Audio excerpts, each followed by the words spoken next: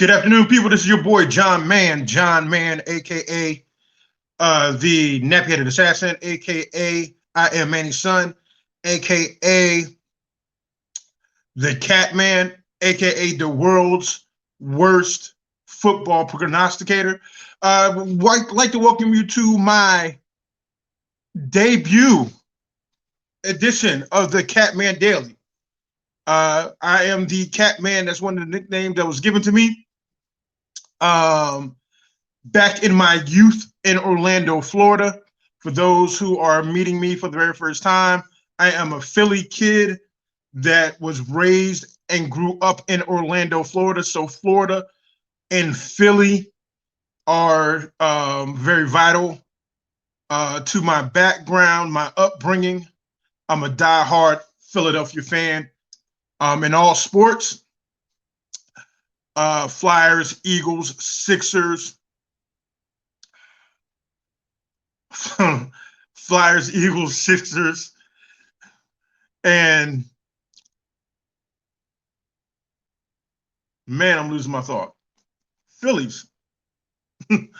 But yes, this is my first episode, daily talk show. What I'll do is I'll be discussing things on a daily basis, day-to-day sports topics.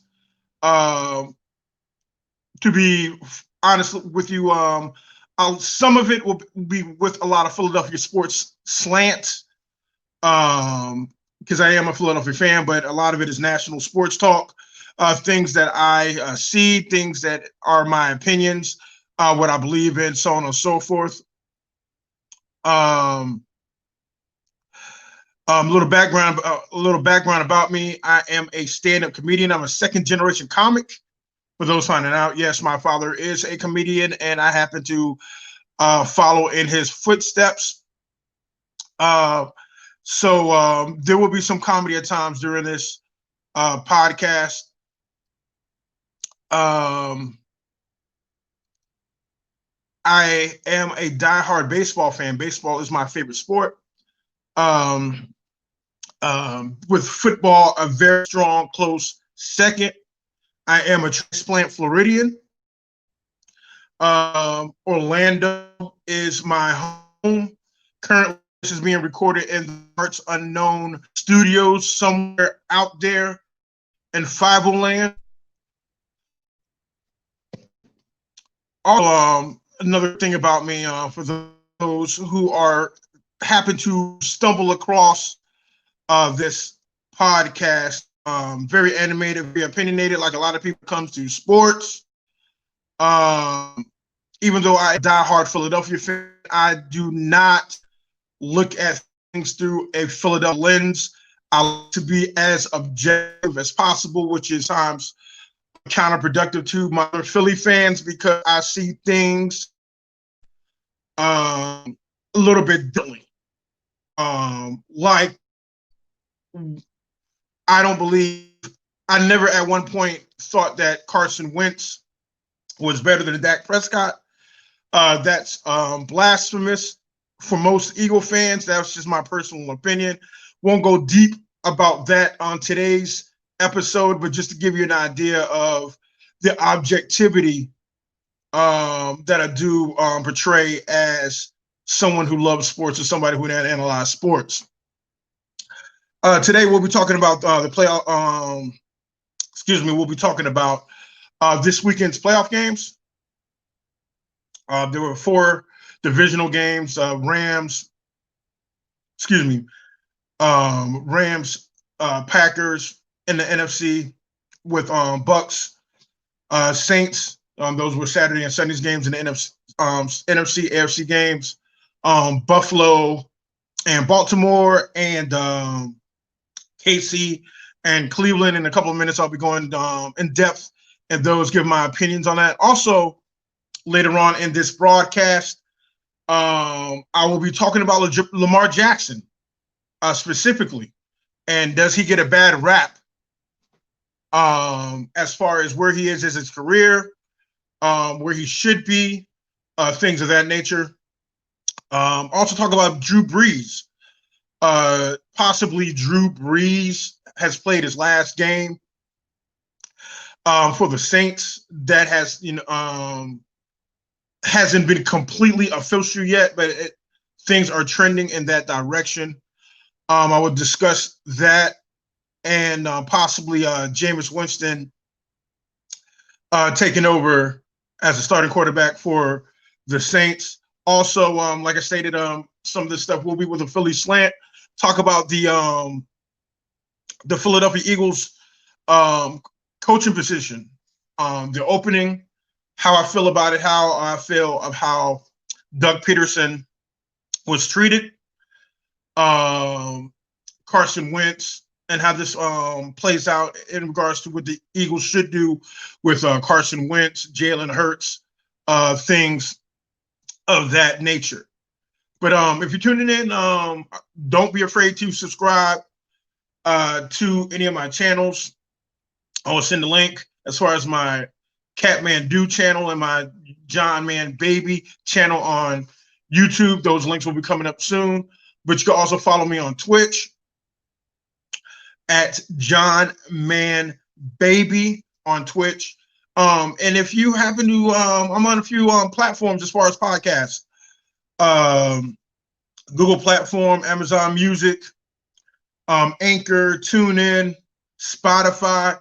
If you have any of those platforms and you miss any of today's show or any other show, or just want to look at things in the past that I've done, you can find these episodes under the Catmann Audibles. That's Catmann Audibles, plural, /picketh.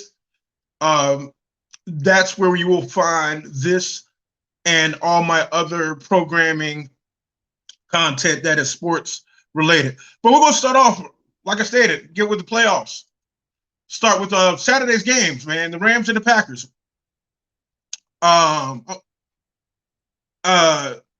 First of all, Green Bay looked awesome. Aaron Rodgers threw for almost 300 yards, couple of touches. They dominated the game from beginning to end. Just manipulated the offensive line. The offensive line was purely dominant. They completely shut down Aaron Donald. This is the first game that Aaron Donald, actually the second game Aaron Donald has played and have not had one pass rush win, meaning that at no point during the game that he has beaten an offensive lineman or two or three to get to the quarterback, which is very impressive of there because I do think that Aaron Donald is the best defensive player in the league. Green Bay had 404 total yards offense in this game. Like I said, 296 yards passing. The Rams had 244 total yards. Cam Akers is a beast for the Rams. Had a pretty good game. Had about 90 yards rushing on 18 carries. I had Cam Akers in the beginning of the season, my rookie of the year. That didn't turn out to be, but I was on point as far as him being a pretty good and pretty solid running back for the Rams. Jared Goff, he was playing pretty much with one hand. He couldn't push the ball against that Green Bay defense. A lot of it was dink and dunk, and they really couldn't really move the ball when they needed to against that Green Bay defense. Aaron Jones had almost 100 yards rushing on 14 carries. He had one big 60-yard run. That was like the turning point of the game. The Rams just didn't have any answers. They didn't have any answers at all for the Packers, which was surprising because I really thought that the Rams defense, even though I did pick the Packers, I really thought the Rams defense would have made the game a lot closer than it turned out to be. But it wasn't as close. It wasn't as close as I anticipated, just for the simple fact that in the trenches, that's where the game was won for Green Bay on both the offense and defensive line. They dominated on both sides of the line, and they were able to have a comfortable win. And that win actually puts them in the NFC Championship game versus the winner of the Saints and Bucks game, and I'll talk about that a little bit later because I'm staying with Saturday's games. The nightcap was a game that everybody was looking to see, everybody was looking to watch. Must-see TV, Buffalo and Baltimore. I predicted Baltimore to win this game. Obviously, I was wrong. I thought Baltimore's defense would be lights out, and I thought that they would have enough offense to pull off the mini upset. Well, half of that equation was true. Baltimore's defense was lights out. They held Buffalo to 10 points. Lamar Jackson threw a late pick six in the late third quarter pick six that pretty much sealed the deal for Buffalo. Lamar Jackson struggled at times. He didn't really look as well, but Buffalo did a great job as playing levels football. Everything was between 6 and 7 yards as far as passing. They couldn't get anything over the top. Two things in regards to that as far as my theory is concerned. One, I believe that the offense that is designed is very limited. People might argue and say that that might have to do with Lamar Jackson's skill set. I don't particularly buy that. Not saying that he's a great passer, but I do believe that you have to put him in a position that you just got to let him take chances, and that offense isn't designed for them to take chances. And the quick reads, they took all of his quick reads. So one thing, if you start pressuring Lamar has shown that he can get flustered and he can get frustrated, and it does have an effect on his game. But when everything is going right, he's awesome. Flip side of that, Buffalo, Josh Allen. Josh Allen surprised me this year, had a pretty great season. He looked solid in that game. He wasn't particularly great in the game. He was 23 for 37 for only 206 yards. The winds were bad in Buffalo's. That had an effect on the passing game. The running game was non-existent. But Stephon Diggs was a one-man show, man. Baltimore couldn't guard him. You know what I'm saying? They couldn't guard John Brown either. It was just pretty much two receivers that Josh Allen was throwing to, and did most of the damage when they were able to complete passes. But Buffalo's defense was outstanding as well. Sean McDermott and his team knew exactly what they wanted to do in regards to bottling up Lamar Jackson. They took away his hot reads, his quick reads, and they had that little mush rush thing. And that was pretty much the difference. So Buffalo won, and they will be playing the winner of the Kansas City and Cleveland game that happened on Sunday.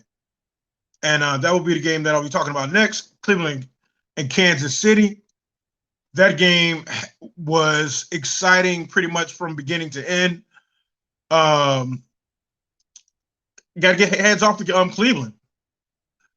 Cleveland played pretty good football. They came to play, and their defense came to play. And I said in my prediction show, if you missed it, I did predict Kansas City to win this game. that they had to run the ball and shorten the game to keep this game close, and they had a defense was decent enough to be able to keep the game close, and that pretty much happened for the most part. Nick Chubb had 69 yards on 13 carries. There wasn't a lot of carries, but there were meaningful carries. So they was able to move the ball, so to speak. It was a controversial play during this game. The fumble on the end, the fumble on the potential touchdown for Cleveland looked like a helmet-to-helmet hit that was missed. Ironic that Cleveland fans are complaining about anything dealing with a helmet in regards to helmet or helmet activity.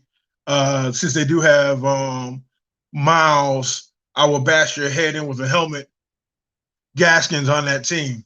But enough of that. Cleveland's defense played pretty good. And they played pretty good even until Patrick Mahomes got hurt. He got hit, laid out, concussion, was in a concussion protocol. The offense pretty much didn't move much after his injury, so to speak. Chad Henne came in, threw a bad pick that kept Cleveland in the game. But besides that, he did just enough to hold on for Kansas City. Darrell Williams had a pretty solid game, 13 carries, 78 yards. Mahomes, like I said, he had a pretty good game until that point, until he got knocked out. He had 255 passing yards and one passing TD and a rushing TD. Baker Mayfield had a up and down game. He threw a bad pick, but he also had a touchdown pass, 200 yards, throwing the ball to pretty much everybody. Rashad Higgins had a pretty decent game, 7 catches, 88 yards. It's not the end of the road for Cleveland. Bigger and better things and brighter things are on the horizon for the Browns. I think that AFC North division might turn out to be the best division in football, top to bottom. They have 3 teams in this year, and next year there's a strong possibility that all 4 teams could make it to the playoffs. Kansas City, they have made it to the AFC Championship game, where they will be playing the Buffalo Bills. Right now, Kansas City is a 3-point favorite. There isn't any word on if Patrick Mahomes is ready to play or is able to play. He is still in the concussion protocol. I will talk about that game in a couple of seconds. Next game, the nightcap, with 80, I think they're 83, 84 years combined aged. Saints,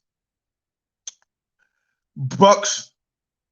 The game was pretty much, it was exciting. It was a pretty exciting game. My boy Jameis Winston. Yes, I'm a Jameis Winston fan. I'm not ashamed to admit it. Threw a touchdown pass. That wasn't expected. I'll talk about that a little bit later. This game was back and forth for the most part. The Saints had the Bucks on the ropes until till Cook, the tight end, he fumbled, and from that point on, that just seemed like it rejuvenated Tampa. Because before that, Tampa was shell-shocked on the trick play with Jameis Winston throwing the touchdown pass. Kind of rocked them. And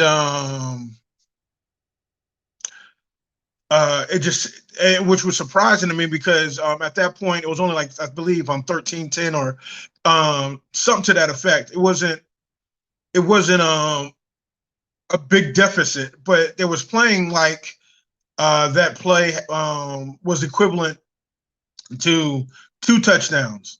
So they was really shocked, really in awe of the situation, and the Saints had all the momentum until probably the late in the first half. Bucks had a late first half score, um, field goal right before the half that carried the momentum.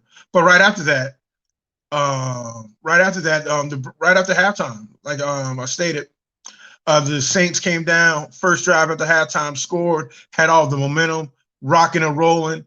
The few fans that were in the dome had a rocking and rolling. Drew Brees didn't throw a pass more than 15 yards, which was detrimental. Kind of the same thing with Baltimore, Baltimore and Lamar Jackson not being able to throw passes more than 10 yards. That was the case with Drew Brees. But the only difference is with Drew Brees, they were able to maintain and move the ball until, like I stated, the Cook fumble. But the Cook fumble really didn't, even though it changed the momentum, it really didn't. It really didn't have a true immediate bearing on the game. They were still in the game. They were still playing solid defense. But then Drew Brees just went haywire, and he just really stunk it up at the end. Miscommunication with Alvin Kamara. One play through a pick and was just throwing and threw a couple more bad picks, and that pretty much sealed their fate. The Bucks, who's offensively was coming in, averaging close to 500 yards over the last 5 games. The Saints defense played pretty decent, held them to about 294 yards of total offense. Tom Brady, the GOAT, the one that people call the GOAT, only had 199 yards passing. But the running attack, and I said in my prediction, I said in my pregame prediction, I did pick Tampa Bay to win this game. I said if Leonard Fournette had 18 carries or more, or if Tampa Bay ran the ball at will, they would win this game by double digits. Well, Leonard Fournette had 17 carries and had 63 yards. But Ronald Jones, I wasn't expecting him to play. Ronald Jones played. He had 13 carries for 62 yards. So between the two, they had 30 carries for 125 yards. So that combination did enough to slow down Drew Brees and the offense of the Saints. And plus, they just couldn't stop the running game. And the domino effect of that was Drew Brees and the offense of the Saints panicking. And they couldn't move the ball, and he just started turning the ball over. And with them running the ball, like I predicted that, like I said, Tampa Bay should do, they did win the game by double digits. So I was semi-correct. It was a 10-point victory. But it didn't. It seemed closer than 10 points till probably about 8 minutes left to go in the game. Then it was weird. It went from the game is still close till about 8 minutes left to go in the game, and it felt like that the Saints were down by 21. That you knew that they wasn't going to win. Brady played decent. Drew Brees, in his possibly last game, played horrible. It's unfortunate that in his last game that he played it the way he played. Uh, but he had a heck of a career. Won a Super Bowl. He is probably one of the greatest quarterbacks to never win an MVP. That's a strange but true fact. But when you played long and all, um, and you played during an era of great quarterbacks, that is a possibility. Some people do call Drew Brees the GOAT. Mostly Saints fans. I don't, because I say this: you can't be the GOAT when you have the same amount of playoff wins as Donovan McNabb, and you played almost 7 or 8 years longer than Donovan McNabb and had the same amount of playoff wins. That does not compute in my book for GOATness. And I know this is a team sport. Things happen. Things are fluky. But one thing about the quarterback position, no matter all the ups and downs and the flukes that come along with it, how the game turns out, that is still attached to their record. Saints, we talk about them in a couple of seconds. Bucks go on to next Sunday, NFC Championship game. They're playing the Green Bay Packers in Lambeau Field. I'll be talking about that in a couple of seconds. Now, for those who are just checking me out or just stumbling across this, please do not hesitate to hit like on this or subscribe to any of my broadcasts. You can see the information scrolling at the bottom of the screen there, all the information. I get in contact. If you want to contact me, email me. You can either message me at any of those social media, IG at John Man Baby on Instagram. That's JONMANNBABY, or Catmann Do Sports. That's CATMANNDO Sports. It's on Instagram. You can both find me on Twitter at both of those locations, Catmann Do Sports, John Man Baby.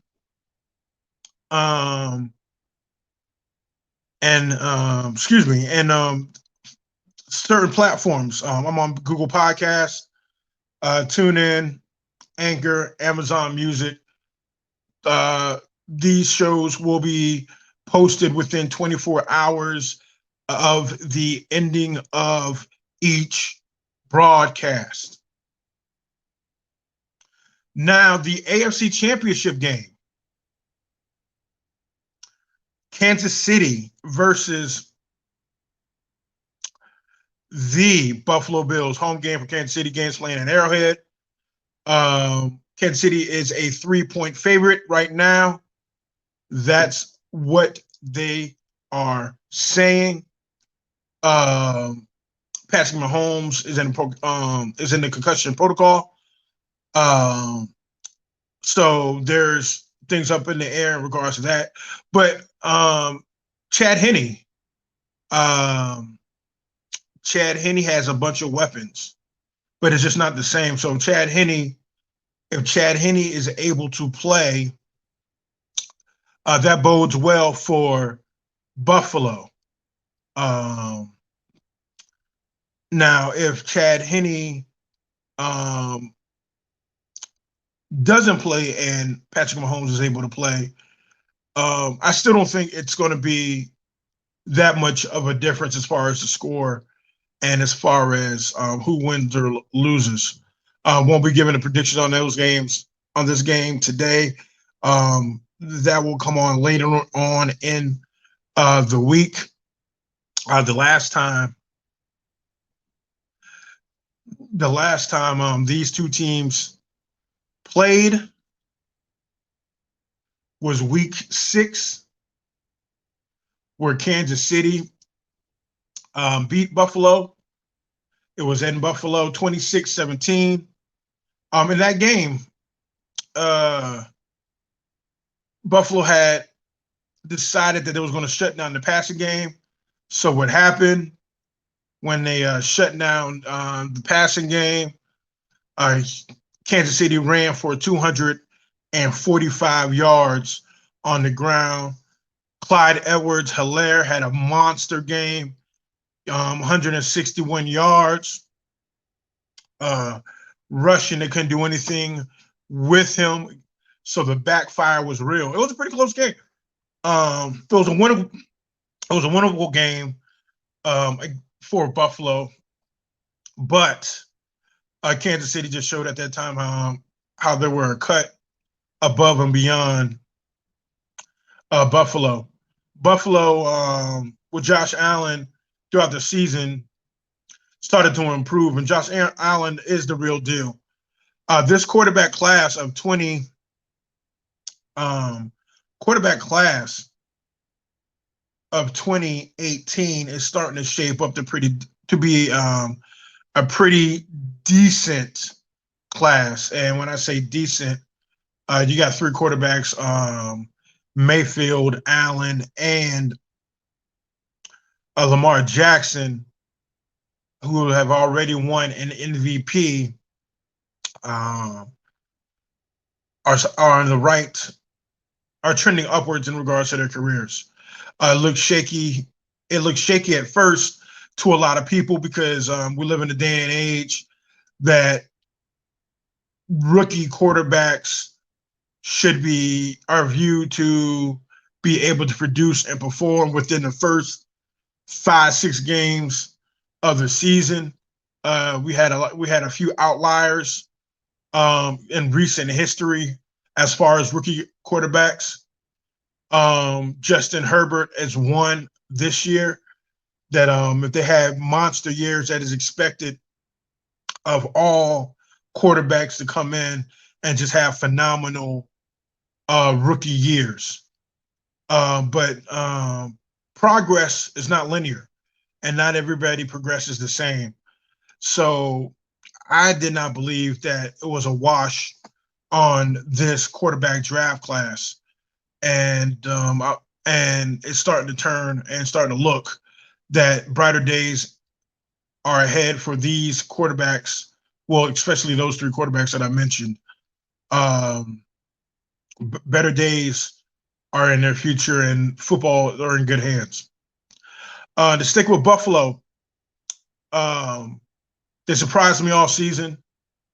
I'm not going to lie. There's got to give a shout out to John Morrissey. One of my friends is a diehard Buffalo fan. Been riding me hard all year because I spoke negatively. Well, not necessarily negatively, but I spoke down upon his Buffalo Bills. They have been producing all year. I'm still not a believer. I'm a somewhat believer. They changed up. You know what I'm saying? They impressed me a little bit, but I'm not a full believer yet. But they have an outstanding defense, a pretty good young quarterback. They have an excellent coach, and they have a solid running game. And those are and they got a phenomenal wide receiver. Two phenomenal wide receivers. So they have all the tools in place to start running things in the AFC East. Kansas City defense solid. Quarterback play coming up this weekend. We won't know. They got a strong pass game. Everybody knows that. Everybody's all world pretty much on that offense. If it's Chad Henne, he's a veteran game manager. Maybe he could manage a couple of things, and Kansas City will be in good shape. But hopefully, Patrick Mahomes is all right. I really don't want them to rush him back. Kansas City has enough talent without him. to win the game, and I hope they have that kid's future in the forefront of their minds instead of trying to be super overly concerned about repeating as Super Bowl champions. So they might be the new Chiefs. Who knows? You know. But that's that. Like I stated earlier in the show, I said that I wanted to talk about Lamar Jackson and where we stand with him. Um, I'm not a fan of Greg Roman's offense. That's first and foremost. And that doesn't mean that I absolve bad play from Lamar Jackson. I do not absolve bad play for anybody. He has a little chokeability in his game. We've seen that. When things go bad, he does look like Willie Beeman. When he looks like Willie Beeman, who's wearing the visible juice in any given Sunday. That's anytime I see Lamar Jackson gets frustrated, that's the first thing that comes to my mind is the rainy and muddy scene of any given Sunday where the offensive line would not block for Willie Beeman. Shout out to Jamie Foxx in one of my favorite movies of all time. Um, Greg Roman, it was the same issue when he was with Tampa Bay. San Francisco when he had Colin Kaepernick. Colin Kaepernick wasn't a great passer, but Colin Kaepernick actually has a stronger arm than Lamar Jackson, and even his passing concepts with Colin Kaepernick was very basic, and it was predictable. So if you have an offense or that is very limited in the passing game, it's not even about the running game. Because no matter how complex you are in the running game, if you're limited in the passing game, you're not going to win ball games.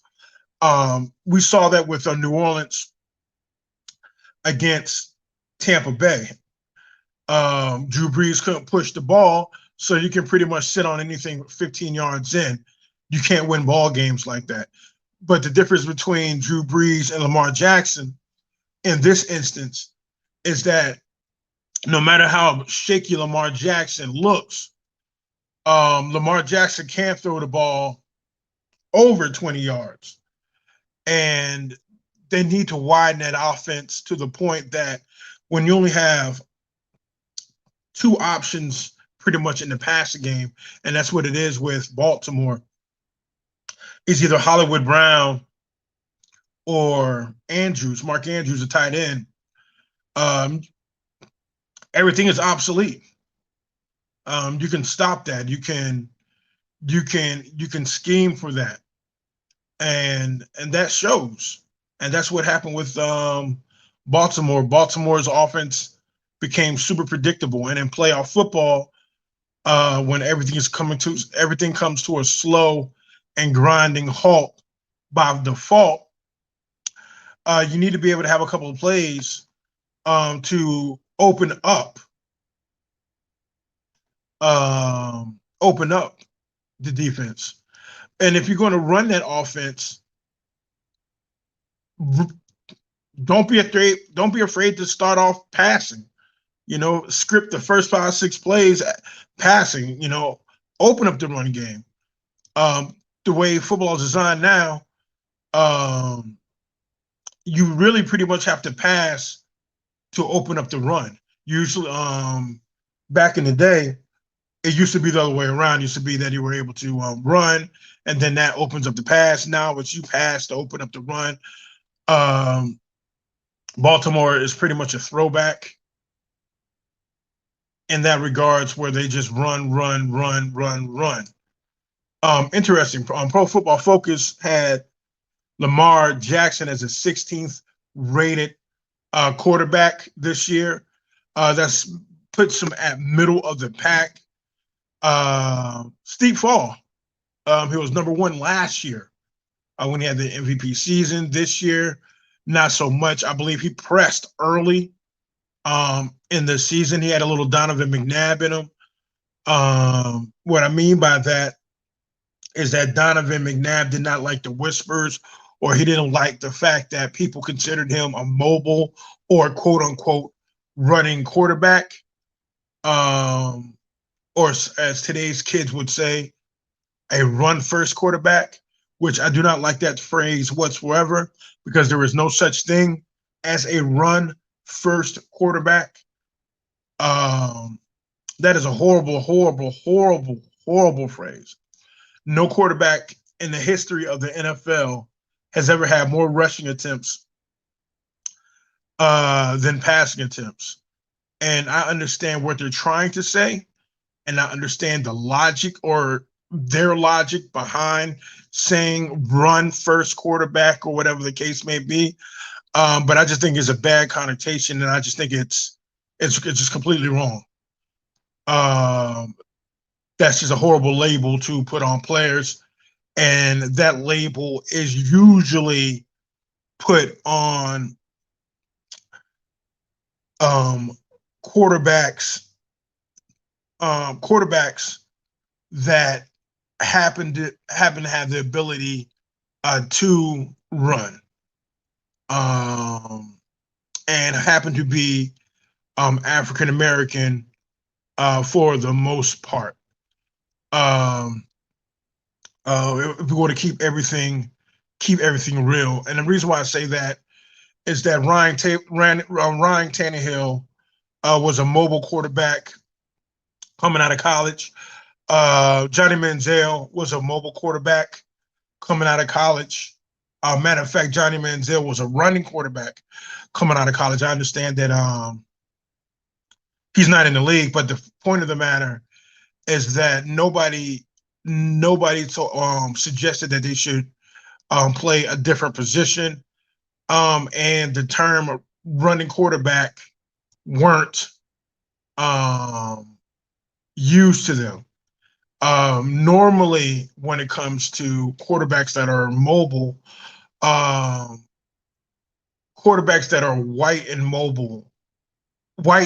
run are labeled mobile quarterbacks. Quarterbacks that are black and that can run are named running quarterbacks, and that's a dangerous.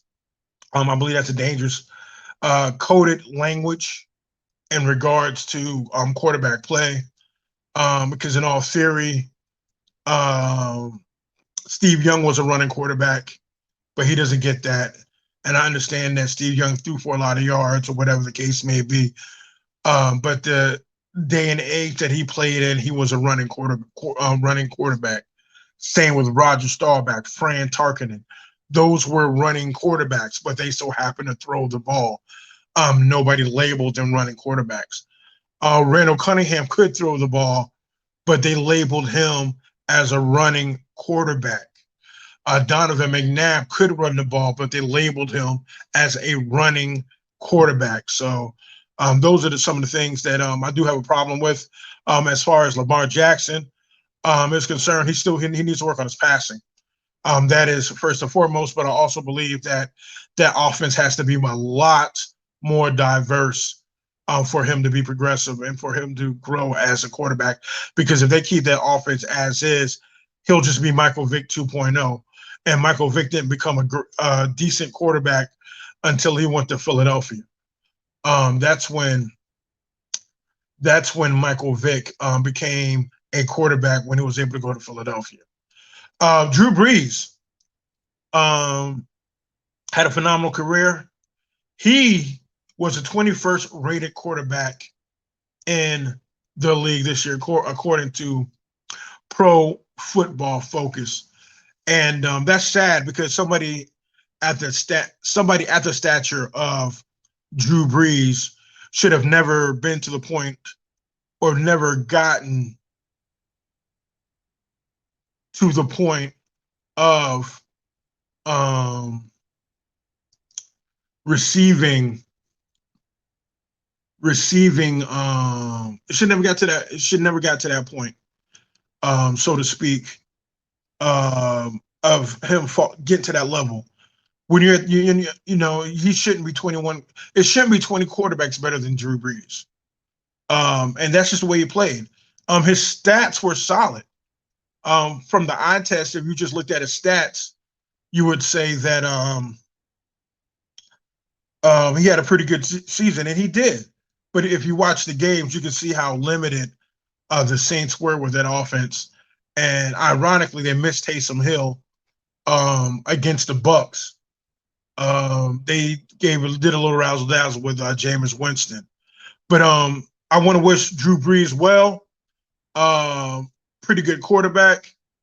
I have him as a top 20 quarterback, not in the top 10. At some point, I would give y'all my top 5 quarterbacks, or maybe top 10 quarterbacks of all time at a later date. But Drew Brees, congrats to him.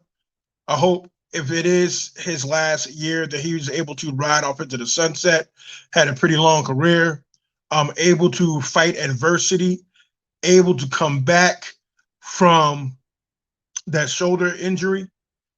That shoulder injury, ironic, is a reason why Alabama is the most dominant college football team in the country.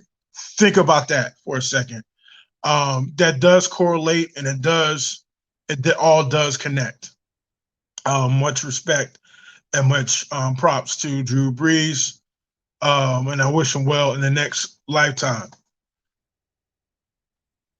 Now I want to talk about my Philadelphia Eagles. Go over the next couple of minutes talking about my birds. Fly, Eagles, fly. Like I said, I'm a Philly kid, Germantown, Mount Airy. For those who doubt the kid, that's me. Eagles were horrible this year. One of the worst seasons I have ever seen this year, and they still had a chance to make it to the playoffs because the NFC East was the worst division in the history of the NFL. Every team in the division was horrible. Washington won the division by default, but enough of that. Talk about my birds and the coaching situation. I personally believe that Doug Peterson got a raw deal. He is the second coach in the history of the NFL to be fired within 3 years of winning the Super Bowl. Now, granted that the Eagles had a bad year this year, and you can make all the excuses that you want because all these excuses are kind of all connected. With that said, Doug Peterson built enough capital, in my opinion, but I don't sign the checks, to be able to try to turn this thing around. Now, on the flip side of that, management, Jeffrey Lurie and Howie Roseman are pretty much Jerry and Stephen Jones of the Northeast. It pains me to say it, that my Eagles are starting to look more dysfunctional than the Cowboys. Very, very, very dysfunctional. The decisions that they made, they said that it was bringing Doug back, and they stumbled across not bringing him back and ended up firing him.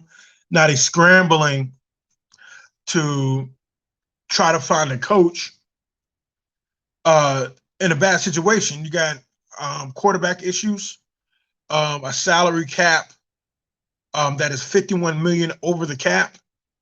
But last but not least, you have a meddling owner and a meddling GM whose track record in regards to roster building has been looking suspect over the last few years, and that's why they're in a that's why they're in a situation that they're in. Carson Wentz. I believe that the Eagles need to trade Carson Wentz. I'm not a Carson hater. I do not dislike Carson, and that doesn't necessarily mean that I think Jalen Hurts is the answer. But this is what I will say, and if the Eagles had any common sense, this would make sense. Carson Wentz the Eagles owe Carson Wentz $34 million for this coming season, right? If they keep him past this year, that $34 million becomes $59 million. And that $59 million is much more secure than the 34 million. So you have to pay 34 million anyway. I would cut bait with Carson. I would trade, because you can't trade around that. You can't build around that contract. You have Jalen Hurts that is on a rookie contract. And you can see what he can do. He didn't have an all season. He didn't have anything. So there's no telling what he can do. For somebody, for a rookie to just be thrown in the mix like he was thrown in the mix, I do think he looked good. I believe that he has starter capabilities, and I do believe that he has enough talent that he can be a starter for the Eagles. So that's why I would say I would trade Carson Wentz. Also, if they traded Carson Wentz, that doesn't necessarily mean that they're tied to Jalen Hurts. Like I stated before, Jalen Hurts is on a rookie deal. If Jalen Hurts turns out that he is not the answer in 2 or 3 years, or, in the next 2 to 3 years, they can go get another quarterback. It's just that simple. They can go get it. They can get another quarterback, so they can figure out in the next year or two what they want to do with Jalen Hurts, and if Jalen Hurts isn't paying out, draft another quarterback. I don't believe it's worth putting money into a quarterback that have had extensive injuries. So I think that's bad for business. I believe that if the Eagles do sign Carson Wentz, if they do keep Carson Wentz, that it will set the franchise back 5 years. And I'm not particularly looking forward to bad football over the next couple of years. Maybe he can, turn it around, and maybe whatever. But I wouldn't take that chance. I would definitely wouldn't take that chance. I'll gamble on him not being able to revert back to form. Once again, my name is John Mann. For those checking me out for the very first time, this is the Daily Catmann, my daily sports talk show. Little twist with a little Philadelphia flavor. Tasty cakes in the whole nine for everybody up in that Northeast, that Philly region. Chucky's and Pete's. Chickies and Pete's. Shout out to everybody up in Philly. My baby sister, not my baby sister, but my little sister Liberty up in Philly, holding it down. My brother Kareem in Philly, holding it down. Much love. Shout out to you. And that's pretty much it. Thank you for checking out the very first episode of the Catmann Daily. I'll be doing this every day until I get bored, I get tired, or whatever the case may be. This will be done Monday through Friday, approximately between 4 and 4:30 Central Time, trending closer to 4 o'clock Central Time, and that'll be like 5 on the East, 3 in the Mountain, 2 out West. And if you like what you see, please do not hesitate to come back. Check me out. Check out my channels. I'll be putting up the links for my YouTube channels for John Man Baby and Catman Do Sports. I'm also on Twitch, John Man Baby.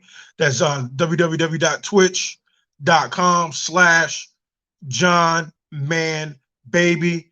If you want to revisit any of my shows, they all will be converted in audio podcast form on various platforms, Google Podcasts, Amazon Music, Spotify, Anchor, Podcast Addict, Pocket, Stitcher, Tune In. So look me, check me out there. Subscribe to me there. Also, like I stated earlier, subscribe to all of my channels. Once again, I appreciate you checking me out. My name is John Mann. Until I see you again, my friends, peace, love, and happiness.